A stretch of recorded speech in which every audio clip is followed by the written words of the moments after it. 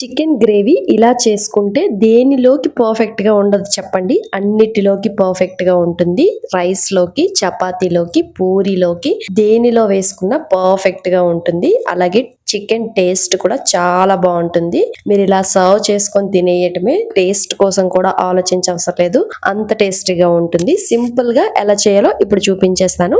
Skip చేయకుండా వీడియోని end వరకు చూడటానికి ట్రై చేయండి. వీడియో నచ్చితే సబ్స్క్రైబ్ చేసుకోవటం అస్సలు మర్చిపోవద్దు. ఫ్రెష్ గా ఉండే చికెన్ తెచ్చుకోండి. చికెన్ అనేది నీచు వాసన రాకుండా ఉప్పు పసుపు వేసి మొత్తం ఒక్కసారి ముక్కలన్నిటికీ పట్టించి వాటర్ వేసి కడిగేసుకోండి. దీనిని మనం ఉప్పు కారం వేసి మ్యాగ్నేట్ చేసుకునే అవసరం లేదు. ఇప్పుడు కడాయి పెట్టుకొని ఆయిల్ వేసుకోండి.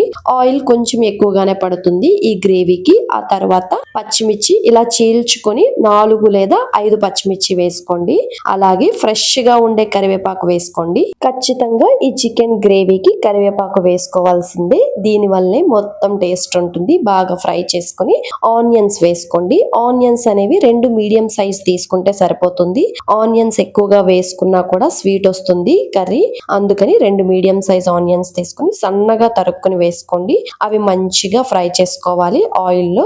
ఆనియన్స్ ఫ్రై అయ్యాయో లేదో ఒకసారి చెక్ చేసుకోండి. ఒకవేళ ఫ్రై అవ్వకపోతే కొద్దిసేపు ఫ్రై చేసుకొని మనం ఆల్రెడీ కలిపి పక్కన పెట్టుకున్న చికెన్ అయితే యాడ్ చేసుకోండి. చికెన్ నేను లెగ్ పీసులు కూడా ఒక 4 తీసుకున్నాను. దానికి ఘాట్లు పెట్టుకుని అయితే వేసుకోండి. ఈ విధంగా మొత్తం అంతా ఒక్కసారి ఆనియన్స్ మొత్తం కలిసే వరకు ఒకసారి అయితే కలుపుకోండి.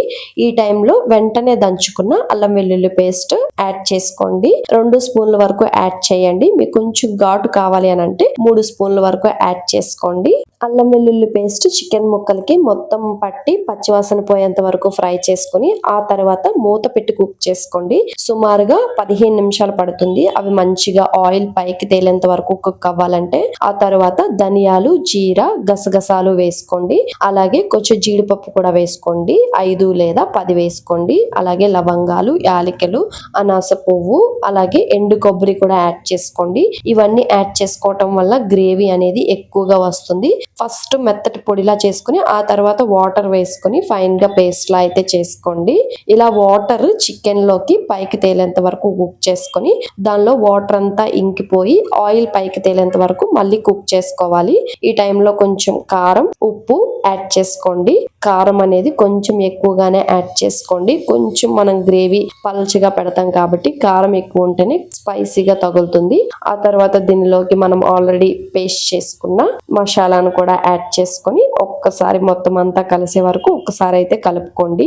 ఈ మసాలా యాడ్ చేయటం వల్ల గ్రేవీ అనేది మంచిగా కుదురుతుంది. మీకు ఇష్టం ఉంటే ఎండు కొబ్బరి యాడ్ చేసుకోండి. చాలా మంది ఇష్టపడరు కాబట్టి. ఇష్టం లేకపోతే స్కిప్ చేయండి. 1/2 లీటర్ వరకు వాటర్ అయితే యాడ్ చేసుకోండి. వాటర్ యాడ్ చేసిన తర్వాత ఇంకొక 15 మినిట్స్ మీడియం ఫ్లేమ్ లో పెట్టి కుక్ చేసుకోవాలి. మినిమం 15 మినిట్స్ కుక్ చేసుకుంటేనే మంచిగా కన్సిస్టెన్సీ దగ్గరగా అయ్యి గ్రేవీ మంచిగా కుదురుతుంది. చికెన్ మసాలా అలాగే కొంచెం కొత్తిమీరని కూడా ఈ టైంలో యాడ్ చేసుకోండి. యాడ్ చేసుకున్నాక ఒక్కసారి ఈ విధంగా కలుపుకోండి. చికెన్ ముక్క అనేది ఉడికిందో లేదో చెక్ చేసుకొని ఆ తర్వాత అయితే స్టవ్ ఆఫ్ చేసుకోండి. 15 మినిట్స్ బాగా కుక్ అయింది కాబట్టి చికెన్ అయితే పర్ఫెక్ట్ గా కుక్ అవుతుంది. మీరు డౌట్ లేకుండా ఇలా వేడి వేడిగా చపాతీలోకైనా రైస్ లోకైనా సర్వ్ చేసుకుంటే టేస్ట్ అయితే నెక్స్ట్ లెవెల్ ఉంటుంది. ఈ వీడియో నచ్చితే గనుక సబ్స్క్రైబ్ చేసుకోవడం మర్చిపోవద్దు. Bye bye.